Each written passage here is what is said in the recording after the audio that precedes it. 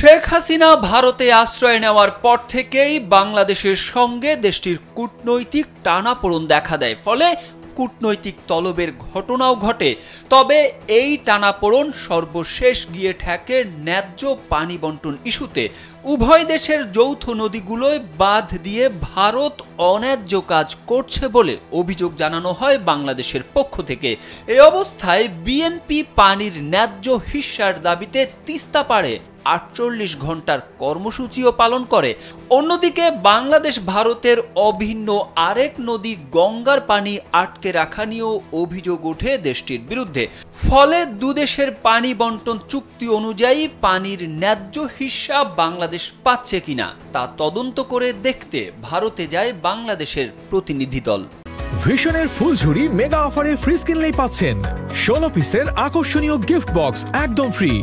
বাংলাদেশ ভারত সম্পর্কে ফারাক্কা বাঁধ নিয়ে বরাবরই অভিযোগ ছিল।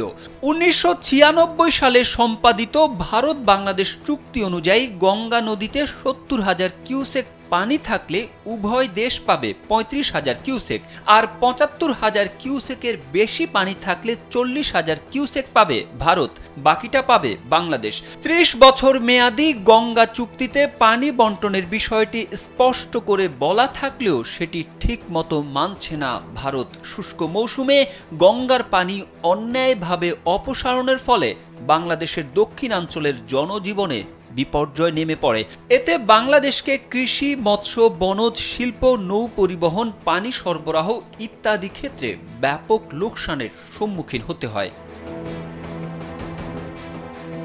তবে এবার বাংলাদেশের প্রতিনিধি দল সরেজমিন পরীক্ষা করে জানায়, চুক্তি অনুযায়ী সব বন্টন হচ্ছে এবং দুদেশের পানি বন্টন চুক্তি অনুযায়ী পানির ন্যায্য হিস্যা পাচ্ছে পদ্মা।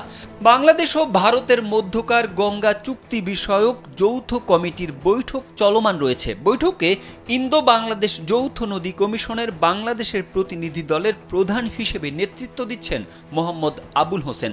পট পরিবর্তনের পর ভারত বাংলাদেশের মধ্যকার যে টানাপোড়েন এবং দুদেশের জনগণের অভিযোগের যে পাল্লা, সেখানে বাংলাদেশের ফারাক্কা পর্যালোচনা করে যা দেখা গেছে তা দুই দেশের উত্তেজনার পরিস্থিতিতে নিঃসন্দেহে স্বস্তিদায়ক। ইন্দো বাংলাদেশ যৌথ নদী কমিশনের বাংলাদেশের প্রতিনিধি দলের প্রধান হিসেবে নেতৃত্ব দিচ্ছেন মোহাম্মদ আবুল হোসেন। তিনি কালবেলাকে বলেন, আমরা মঙ্গলবার ফারাক্কা গিয়েছিলাম, সবকিছুই পরীক্ষা করেছি, কোথাও সমস্যা নেই।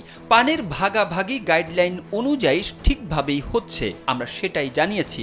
তবে চুক্তি বাস্তবায়ন সঠিকভাবে হওয়ায় আমরা সন্তুষ্ট হলেও এবার গঙ্গার পানি প্রবাহ কম, সেই বিষয়টি আমরা শুধু তাদের কনসার্ন জানিয়েছি। তারেক আহমেদ, কালবেলা।